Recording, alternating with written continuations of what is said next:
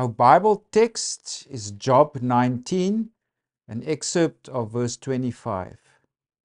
I know that my Redeemer lives. So, the book of Job, it's one of the wisdom books of the Old Testament. Now, all ancient cultures and cultures all over the world have wisdom texts. And the people of Israel were no different. They also had wisdom writings. And these wisdom writings, it does not refer to prudence, or maybe in the way we understand wisdom. It was more a form of philosophy, because various topics were addressed in the wisdom books. What's the meaning of life? Why is there suffering? What about death? What about good and evil, etc.? So various topics were addressed. And in the Old Testament, there are mainly 3 wisdom books. For example, our present book of Job, it addresses the question of theodicy. In other words, it tries to explore why the righteous suffer. And along with that, it also looks at the question of evil and divine justice.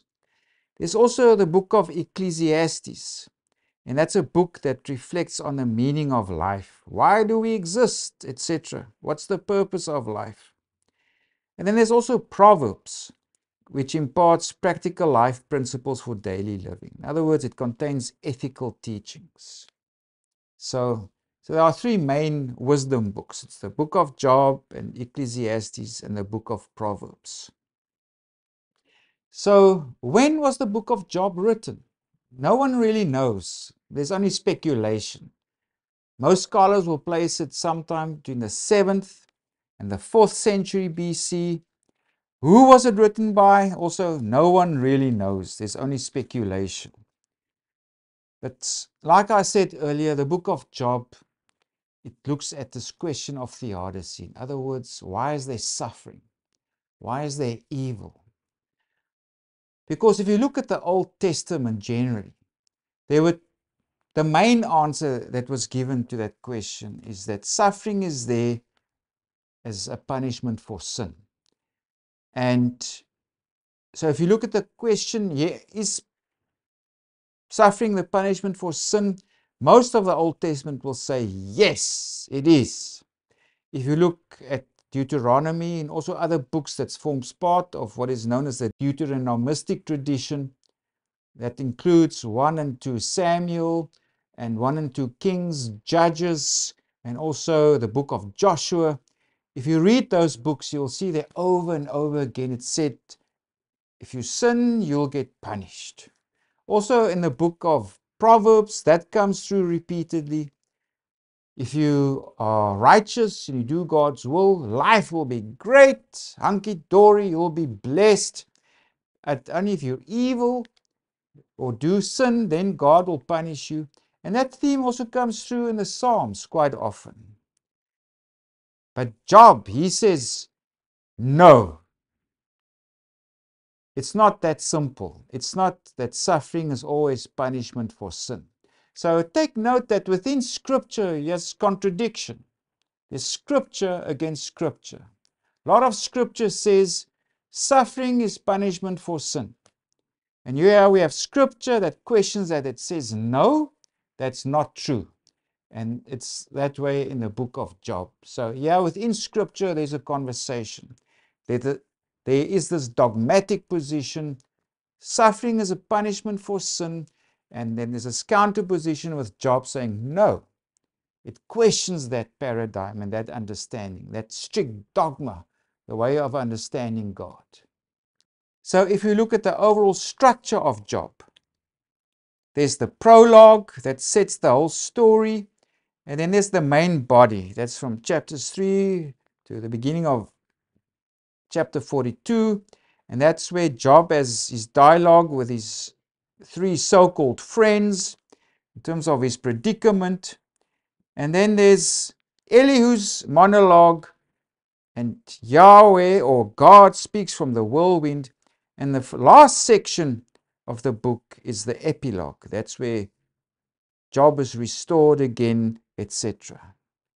So if we follow the narrative, of what happens, because it opens by explaining Job's situation. He's a man who is extremely wealthy, and he's described as a man in the land of Uz, and that was situated in Edom, that's to the south and east of Israel. And it's described that he's blameless before God. He was extremely wealthy. He had 10 children, 7 sons, 3 daughters. He had so many camels and oxen and donkeys and sheep. Life was good for him. In terms of the ancient world, he was extremely wealthy. And then Satan appears to God in heaven. Now, the word Satan means accuser. And he comes before God and he says, God, well, and God asks him first, have you considered my servant, Job, that there is none like him on the earth, a blameless and upright man, one who fears God and shuns evil? So Satan tells God, well, it's only like that because you treat him in a special way. And if we go to verse 11, Satan tells God, but now stretch out your hand and touch all that he has, and he will surely curse you to your face. And the Lord said to Satan, behold, all that he has is in your power. Only do not lay a hand on his person. So Satan went out from the presence of the Lord. So at this time, Satan goes and he destroys all his sheep, oxen, etc., and also Job's sons and daughters. So, of course, what a terrible tragedy that befalls Job in this place. And despite that, he retains his trust in God. If we go to chapter 2, verse 3, God again tells Satan, have you considered my servant Job, that there is none like him on the earth, a blameless and upright man, one who fears God and shuns evil? And still he holds fast to his integrity, although you incited me against him to destroy him without cause. Interesting here.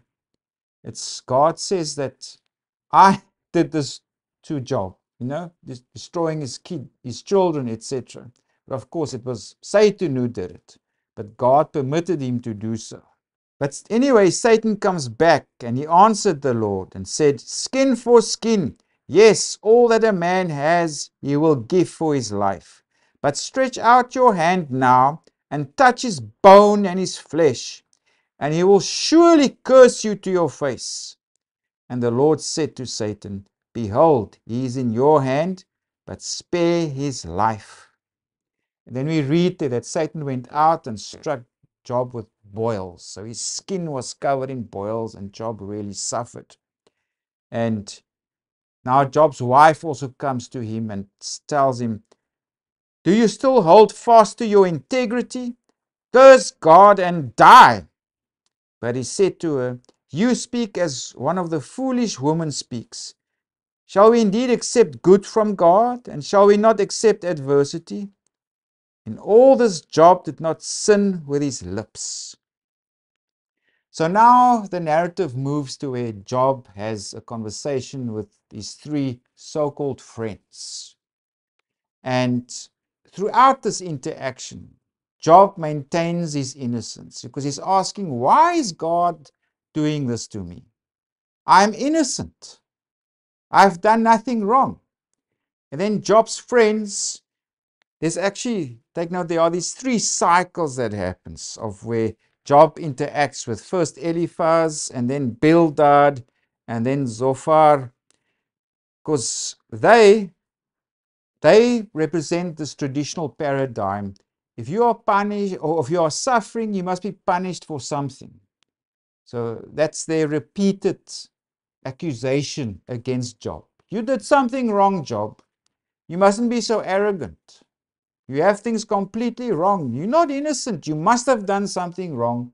That's why God is punishing you. But of course, Job always responds and says, no, I'm innocent. I haven't done anything. And he also tells him, you are terrible friends. You're no comfort for me because you do me harm. You accuse me, and I'm trying to tell you I'm innocent. And I want to see God, and I want to vindicate myself to Him because I've retained my integrity, he says.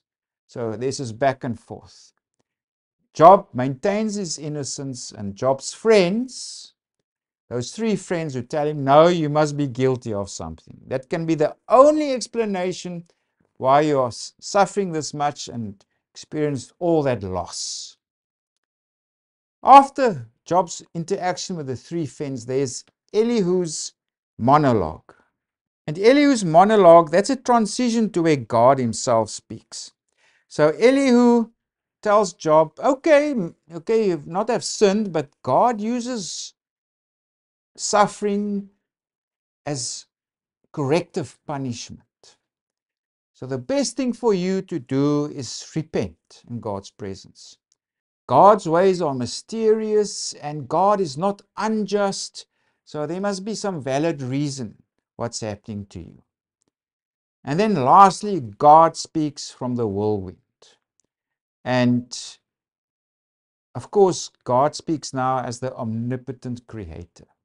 And he, in one sense, tells Job, you are wrong because you have a limited perspective. Because Job is whining and complaining, he's innocent. Why is he suffering? Because God doesn't like me, etc. So God tells him, you have it wrong in that way, because I have the full picture. I understand everything that happens. You, Job, you have a limited picture, a limited understanding. And also, God tells Job, but you are right also, and your friends are wrong. Those friends that told you, you must have sinned, that's why you're being suffered, and that's God's punished you. God there agrees with Job. That's not the case. It's not that you've sinned or that I'm punishing you while you are suffering. So at least there, Job got it right and his friends got it wrong.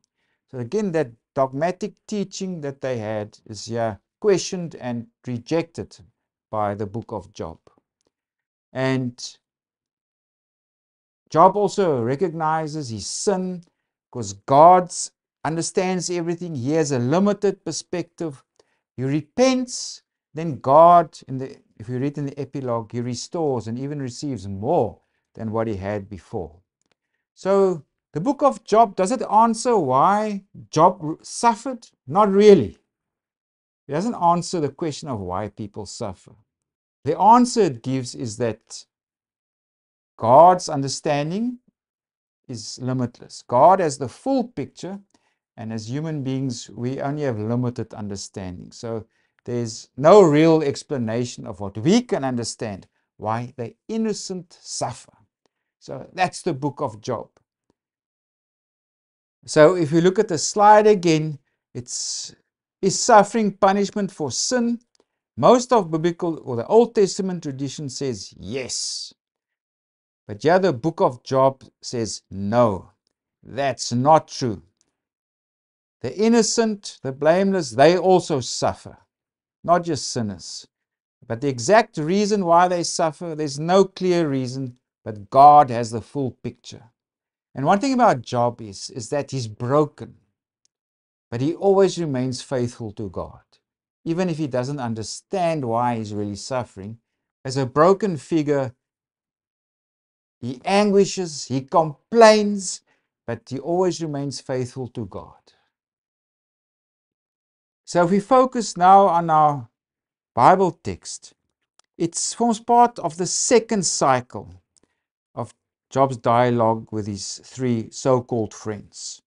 So chapters 15 to 21, but specifically we will look at the chapters 18 and 19. That's where Bildad speaks and where Job responds.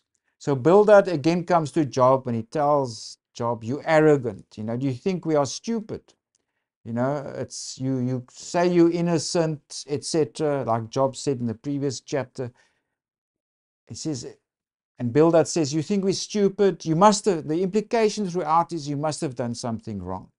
And throughout chapter 18, Bildad explains this is the fate of the wicked. Right? If you are a wicked person, some things will happen to you.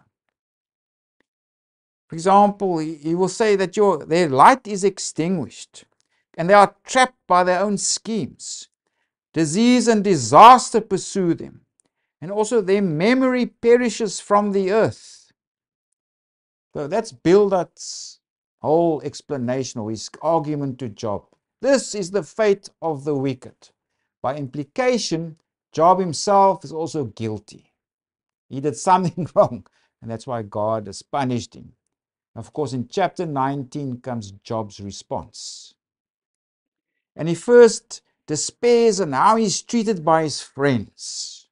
If you read in chapter 19, verse 2, how long will you torment my soul and break me in pieces with words? These 10 times you have reproached me. You are not ashamed that you have wronged me. So Job is complaining, I need comfort, I'm suffering, but you accuse me. You're not good friends, you give me no comfort. You are not treating me well. And Job also goes on and he complains that he's been abandoned by God. If you go to verse 6, know then that God has wronged me and has surrounded me with his net.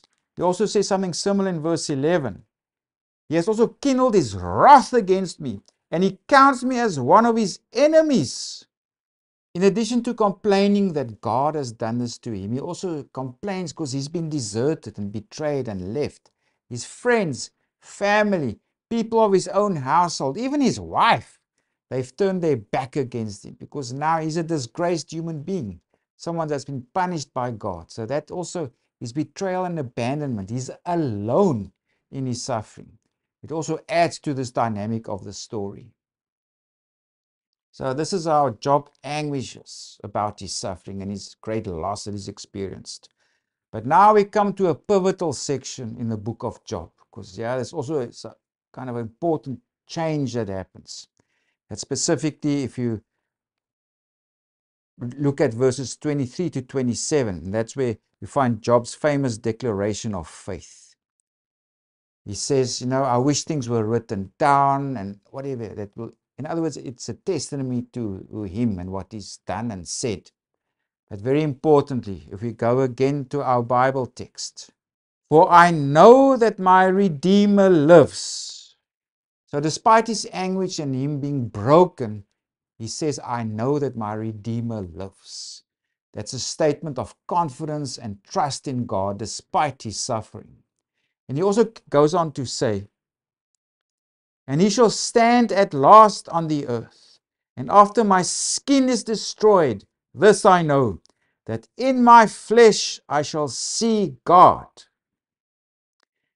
whom I shall see for myself, and my eyes shall behold, and not another, how my heart yearns within me. So here's Job's famous declaration of faith. I know that my Redeemer lives. In spite of his suffering and anguish, in spite of him being broken, in spite of him complaining and saying, God, you did this to me. Why are you doing this to me, etc. Despite being broken, Job retains his faith and trust in God.